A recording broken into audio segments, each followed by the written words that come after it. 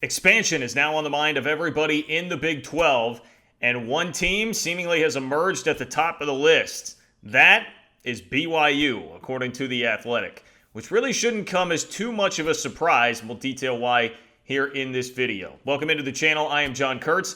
Please do consider subscribing if you have not. I talk college football every day on this channel. Right now it's conference realignment every day on this channel because I am trying to give the Big 12 a voice at a time when it does not have one nationally. Like and comment on the videos. All of that stuff really does help me out, and I appreciate each and every one of you that do. So today we got a story from The Athletic about where the Big 12 goes next, and that may start with BYU. A lot of the problems here have been getting everybody on board on the same page, and BYU may be a tough one to get everybody on the same page about, but there is a compelling case. Here's what the article says. First of all, it does indicate that the Big 12 has a committee ready to go on this. This is a bit of news. The Big 12 has already formed an expansion subgroup that includes Tech AD Kirby Hocutt, Baylor AD Mack Rhoades, Iowa State President Wendy Winterstein, and Kansas Chancellor Douglas Girod. Hocutt told the Lubbock Avalanche Journal that the group will meet Friday morning, this morning, to explore the topic with Big 12 presidents and chancellors. ADs are set to meet in person next week, too. And then, of course, the bomb dropped here. They're still very early in the process, but Big 12 sources tell The Athletic the one school they're seriously discussing already is BYU. Now, there was controversy surrounding BYU back in 2016 when the Big 12 discussed adding the Cougars there. But now, obviously, the league is in a position of less power, more desperate, you could say. So that may change the calculus here. And as far as the case for BYU, a lot of it revolves around being a national brand that can bring in some TV viewership. Between 2015 and 19, the median audience for Big 12 teams, and these are the remaining Big 12 teams, the 8 left, for 36 games broadcast on ABC, Fox, or ESPN was 1.78 million. So 1.78 million is the median number of viewers there for Big 12 teams from 15 to 19. BYU's numbers, comparable. In 16 games, they had a 1.64 million number there. So, in essence, BYU is very close on the TV numbers to the remaining 8 schools in the Big 12. 1.64 million to 1.78 million. Now, that was for games on bigger networks. For games that were broadcast on ESPN2, ESPNU, Fox Sports 1, or Fox Sports 2, Fox Sports 2, the remaining Big 12 schools drew a median audience of 482,000. BYU in those scenarios drew an audience of 682,000. So they're actually 200K above the Big 12 there, where they were slightly down when they were on major networks. Another caveat to keep in mind there is the fact that BYU drew those numbers when 15 of the broadcasts kicked off at 10 o'clock Eastern or later. None of the broadcasts involving Big 12 teams kicked later than 8:30 p.m. So how often do we talk about the issues with the Pac-12 and kickoff times? BYU has to deal with that, and yet still they're comparable, if not better in some cases, than the Big 12 in TV viewership. That does matter. That's key. And the other part of it is, being that they've played some later games, that could open up a later window to still be drawing viewership, which helps out when it comes to the table for TV contracts. And it's pointed out here. In other words, adding BYU would allow the Big 12 to open a new TV window, a possibility that provides greater value in a media rights negotiation. There you go. We also have this, very much in favor of BYU from the league. Quote, the last time we went through an exercise, that's the one school that the consultants were saying added value to our current TV contracts, one Big 12 athletic director told The Athletic. So, in 2016, TV consultants were saying the one school that you can add that would give you value on your TV deal is BYU.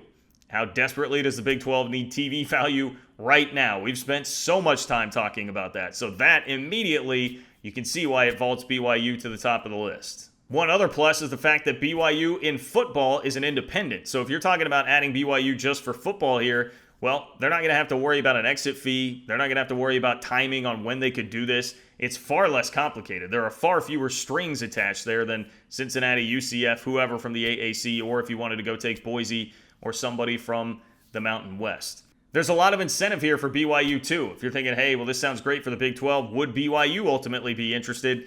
The college football playoff is the kicker on this. So it's going to expand, obviously, or we think eventually will expand. And the format suggested would be the 6 highest rated conference champions get auto bids into the playoff and a bye. So it would really, really be smart of BYU to join a league. It's going to be much tougher as an independent playing that schedule to actually get invited to the playoff. Whereas if you join this league and the Big 12 stays strong enough to still get one of those bids that would be to the 6 best conference champions, which in all likelihood, obviously, they would be one of the best 6 conferences out there. That's a much easier path to the playoff for BYU. And over the last decade, BYU has a record of 81-48. So that winning percentage would make them the 3rd best among the remaining Big 12 programs. 90-38 for Oklahoma, 80-46 for TCU in the last decade. So BYU, you would think, would be competitive every single year for a conference title in that league if it were to wind up existing. The big question here is going to be, can the Big 12 stomach this? Like the monetary value, the TV value has clearly been established there, and I don't think anybody really had many doubts about that, but a lot of this is going to be the controversy that we go back to from 2016. So BYU's candidacy was met with a lot of opposition from LGBTQ plus advocacy groups over the school's honor code.